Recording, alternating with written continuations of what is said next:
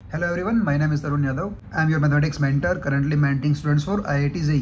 चलो अब बात करते हैं अगले पॉइंट के बारे में। तो 11th क्लास में सबसे इम्पोर्टेंट होता है आपकी जेई प्रिपरेशन में आपका रूटीन क्या है, क्योंकि बच्चे जो है मोस्टली 11th क्लास में उनका रूटीन जो है वो फिक्स सा नहीं होता है। कभी पढ़ते हैं, कभी नहीं पढ़ते हैं, कभी 1 घंटा पढ़ते हैं दिन में, कभी 5 घंटे पढ़ने बैठ जाते हैं। तो इससे काम नहीं चलेगा, आपको कंसिस्टेंसी दिखानी पड़ेगी। बिना कंसिस्टेंसी के रिजल्ट नहीं आएगा, है ना।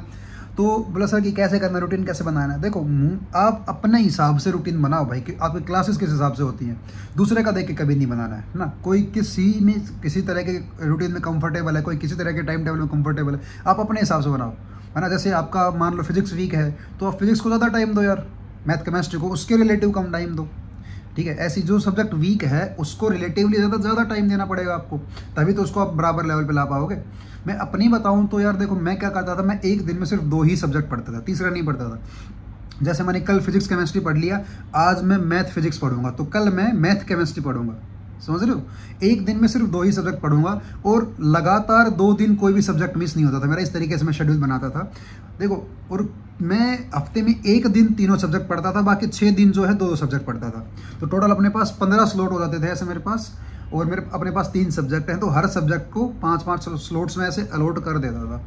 तो क्योंकि मेरे हिसाब से मेरे लिए जो था, हर दिन तीनों सब्जेक्ट पढ़ना ना बहुत बसड़ सी फैल जाती थी उसमें कि यार नहीं हो पाएगा मेरे से। तो मैंने 2 सब्जेक्ट फिक्स किए हुए थे, इस हिसाब से मैंने अपना पूरा रूटीन बनाया हुआ था। और देखो, मैं बता रहा हूँ कि आप ना अपनी चीज़ों का टाइम फिक्स कर लो।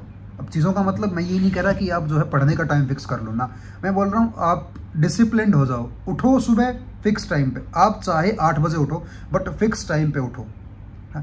आप खाना फिक्स टाइम पे खाओ, बीच में चाहे आप थोड़ा रेस्ट ले सकते हो पढ़ाई के बीच में, है ना, बट खाना फिक्स टाइम पे करो, उठना फिक्स टाइम पे करो, सोना फिक्स टाइम पे करो। चाहे आप रात को 2 बजे सो, बट रोज़ का टाइम फिक्स करो। जब कंसिस्टेंसी धीरे धीरे आपके बिहेवियर में आएगी, आप डिसिप्लिन होना शुरू होंगे, तो जो है आधी जो समस्याएं हैं उनका हल तो ऐसे ही निकल जाएगा, है ना। आपके पास टाइम जो है ना, एम्पल अमाउंट ऑफ टाइम आपके पास निकल के आने लगेगा, यहाँ से भी, वहाँ से भी, यहाँ से भी। एक बार आप करके देखो, आप सिर्फ 20-25 दिन तक ये करके देखो।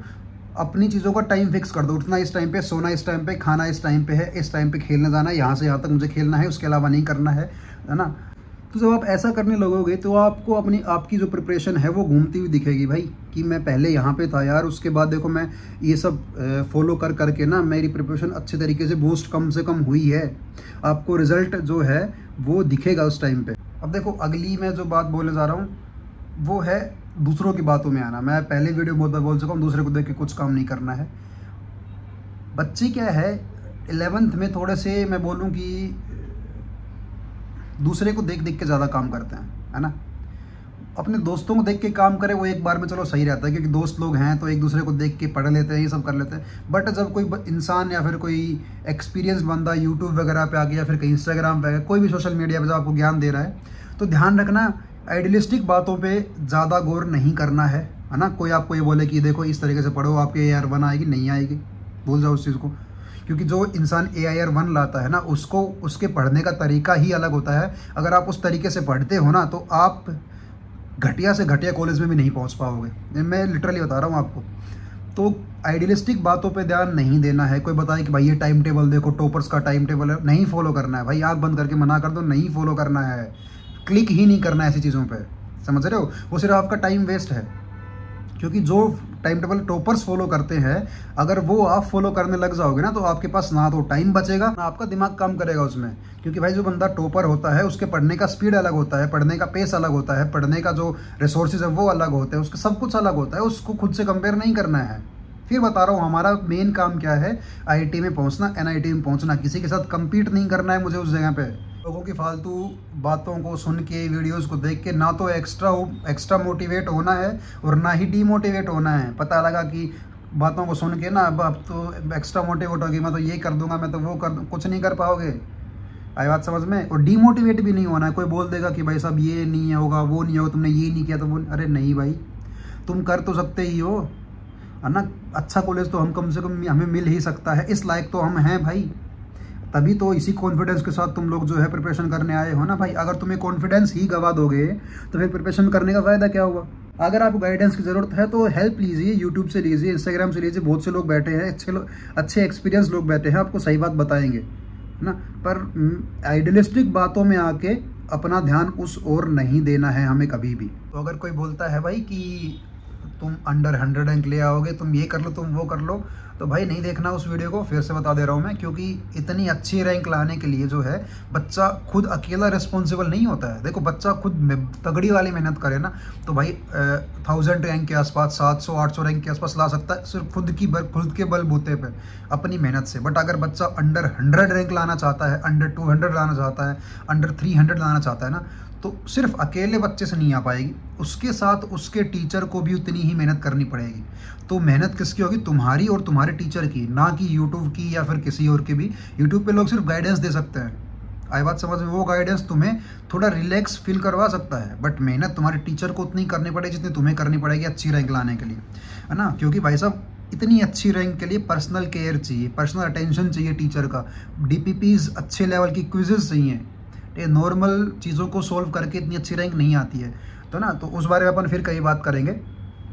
अपना दिमाग जो है, अपना माइंड जो है रिलैक्स रखो, और मेजर काम क्या है कि उसको फोकस रखो, है ना। जानता हूँ भाई कि ऐसा फेज है, तुमने 11th में स्टार्ट किया था प्रिपरेशन, तो तुम में अलग मोटिवेशन था कि भाई JEE 4 देंगे, अच्छे से क्रैक करेंगे, IIT जाएंगे, और वो मोटिवेशन अभी तक ख़त्म हो चुका है, आई नो दैट। और ये एक फ़ेज़ है, और हर JEE एस्पिरेंट की जर्नी में ये फेज़ आता है। ज़रूरी क्या है कि इस फेज़ को टैकल किस तरीके से किया है तुमने। अगर यहाँ तुम बिखर गए तो तुम ख़त्म हो, लिटरली तुम ख़त्म हो, तुम कुछ नहीं कर पाओगे। बट इसको अगर तुमने अच्छे से फेस कर लिया, इस फेज़ को अगर तुमने अच्छे से फेस कर लिया, और तुम साथ साथ जो भी काम मिलता गया, जो भी पढ़ाया गया, उसको साथ साथ रिवाइज करते गए, साथ साथ पढ़ते गए ना, तो मैं लिटरली बता रहा हूँ तुम 12th में जाके आधे लोड में होगे। और 12th में मिनिमल लोड होना इज़ लाइक कि भाई तुम्हें एक वो मिला है, बून मिला है ना, एक वरदान से कम नहीं है वो।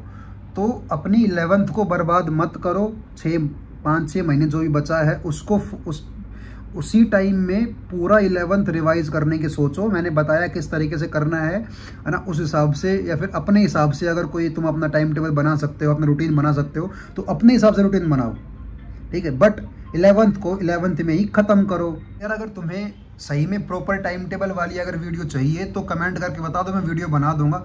और अगर कोई डाउट भी है ना किसी भी चीज़ से रिलेटेड, तो यार कमेंट में ज़रूर लिख के बता दिया करो, मैं कमेंट का रिप्लाई करता हूँ, है ना। जो क्वेश्चंस सही में जेन्युइन क्वेश्चंस होते हैं, या फिर कोई बच्चा कुछ पूछता है तो मैं बता देता हूँ उसमें। तो अगर आपको कोई और भी गाइडेंस चाहिए तो मेरे पास आप इंस्टाग्राम पे या टेलीग्राम पे मैसेज भी कर सकते हैं। तो चलिए आज की वीडियो में सिर्फ इतना ही। तो 11वीं वालों, 11th वालों, भाई फोकस हो जाओ, कंसंट्रेशन रखो अपना पूरा स्टडीज़ पे, टाइम को ख़राब नहीं करना है। 11th इस तरीके से पढ़ो कि 12th में रिग्रेट फील ना हो। तो चलिए मिलते हैं अगली वीडियो में, तब तक के लिए stay safe and study hard.